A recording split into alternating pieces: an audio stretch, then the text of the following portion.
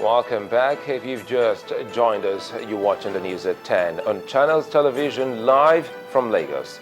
A reminder of our top stories. Doctors in public hospitals to down tools nationwide from tomorrow. NMA says industrial action is indefinite. Federal government vows to remain focused on its developmental goals in the face of the security challenges in the country. Delegates at the national conference in heated debate over rumor on new constitution. And the bodies of 3 Israeli teenagers kidnapped in the West Bank found near the village of Halhol.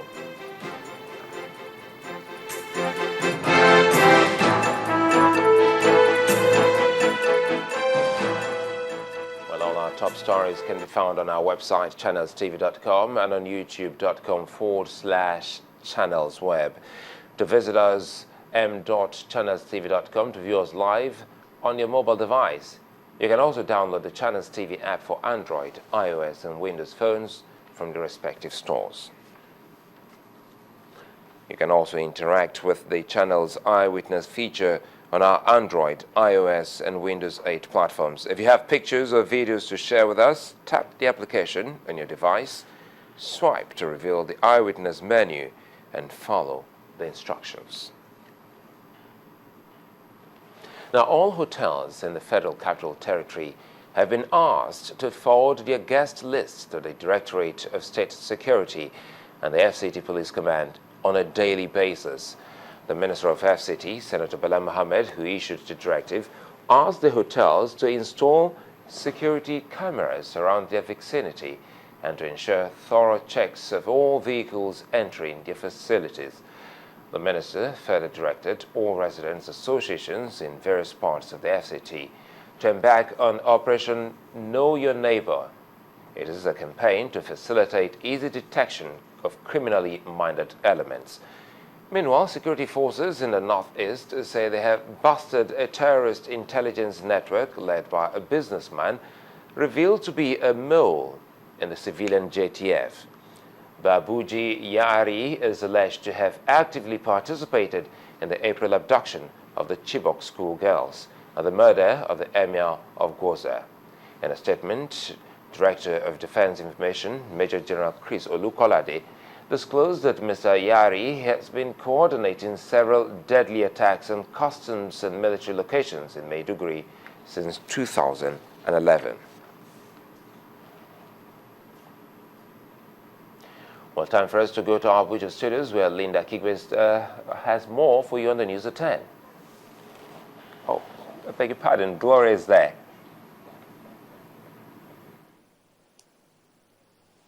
Well, thank you, Suleiman. Welcome to the nation's capital. It has been 4 weeks of crisis in the Edo State House of Assembly, and this has prevented the lawmakers from engaging in any form of legislative business. While the lawmakers continue with their waiting game outside the complex, the Edo State Commissioner of Police, Folusho Adebanjo, has appealed to them to bury the hatchet in the interest of the people of the state.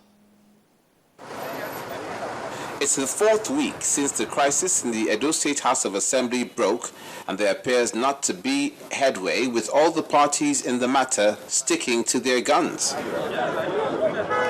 Again, the PDP lawmakers gather outside the complex despite their inability to gain access into the main building as well as their offices. And after 4 hours of endless waiting, they decided it's time to weigh their options. My office has been seriously shut down, likewise my other colleagues.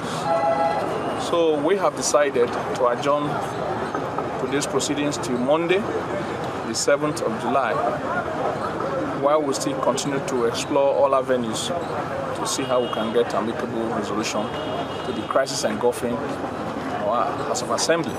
We are ready to work, and as soon as normalcy is restored, we'll be back again to continue our work. Meanwhile, the Edo State Commissioner of Police says he is worried about the dimension the crisis is taking and wants a quick resolution before it spins out of control. I want to urge all the good people of Edo State, well-meaning citizens, to wade into this crisis before it consumes lives and properties. Everybody has a duty to make sure that this state does not go back to the days whereby there is insecurity in terms of crime and crisis. Now that the police commissioner has called on all parties to resolve the conflict, it behoves on the legislators to put their differences aside and work in the interests of Edo State. The National Assembly says it is committed to passing laws that will strengthen the electoral process in 2015 and beyond.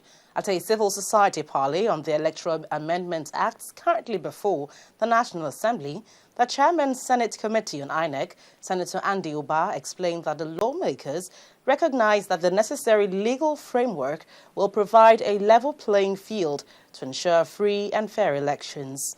He adds that in addition to reforms in the laws, the National Assembly is working to ensure that all the resources needed by INEC to successfully conduct the 2015 elections are provided.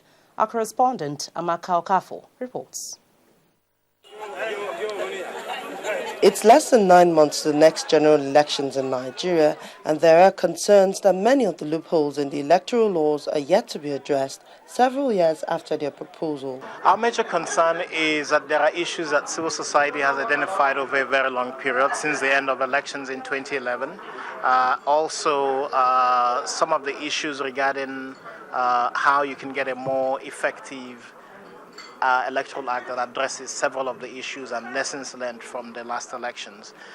With less than 9 months to the next elections, we're really worried that the National Assembly has not passed the bills that would require to close the gaps we found out in the Electoral Act, and so that's a major concern for us.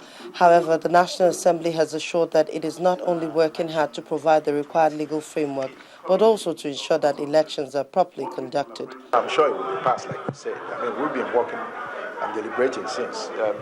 In as much as we don't bring in the media when we are doing that, we've been working on it to make sure that within the 6 months that these bills will come.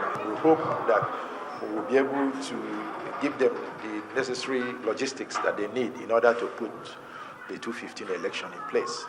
Some of the bills before the National Assembly include a bill proposing that all elections are held on the same day, a bill for the provision of a renewal of term of 4 years for the INEC Secretary, and also another seeking the amendment of the mode of submission of names to INEC and guidelines for party primaries.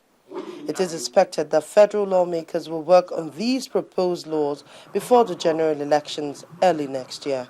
Amaka Okafo, Channels Television News. Well, delegates at the National Conference today engaged in a heated debate over media reports that the conference secretariat is lobbying northern delegates to adopt a new constitution. Well, some of the delegates were insistent that the secretariat explains its role in the matter, a position opposed by other delegates. In the end, the secretariat was absolved of any blame, and the conference continued with consideration of the report of the Committee on Political Parties and Electoral Matters. Our correspondent, Lanre Lasisi, now reports.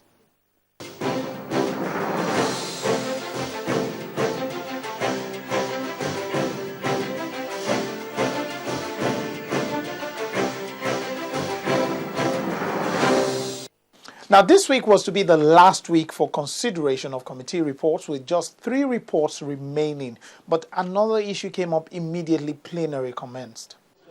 A delegate raised a point of order over media reports that northern delegates were being lobbied to pass a new constitution.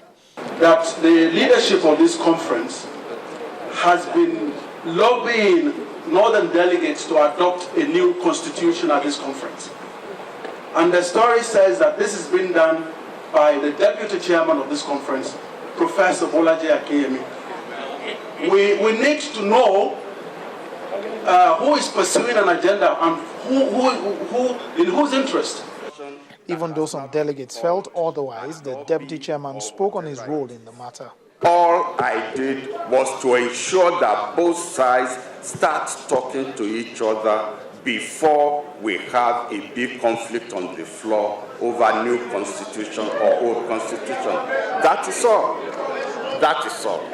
Other delegates who were named in the media report were called on to speak. Anybody that is now propagating a document alleging to be a draft agreement arising from agreement of the committee is deliberately trying to truncate this So it behoves on the leadership to come out very clearly now.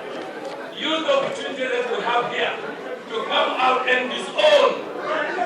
This document. I want to affirm irrevocably and irreversibly that the leadership of this conference have nothing absolutely to do with that document. And Professor Yadudu and his book, who want to break this conference, are aware of it and made it available.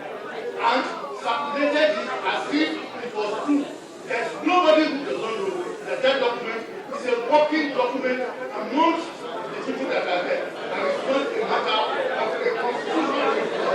Anybody who is there.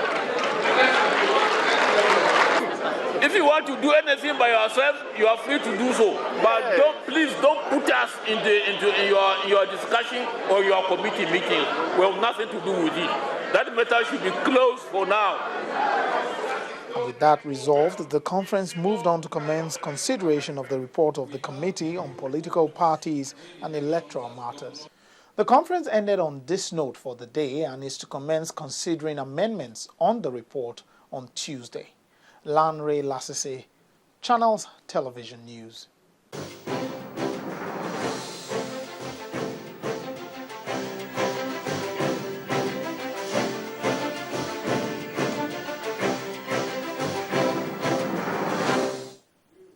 Well, still ahead on the news at 10, Nigeria's external reserves dipped by $1.03 billion. That's in business news. Join us again.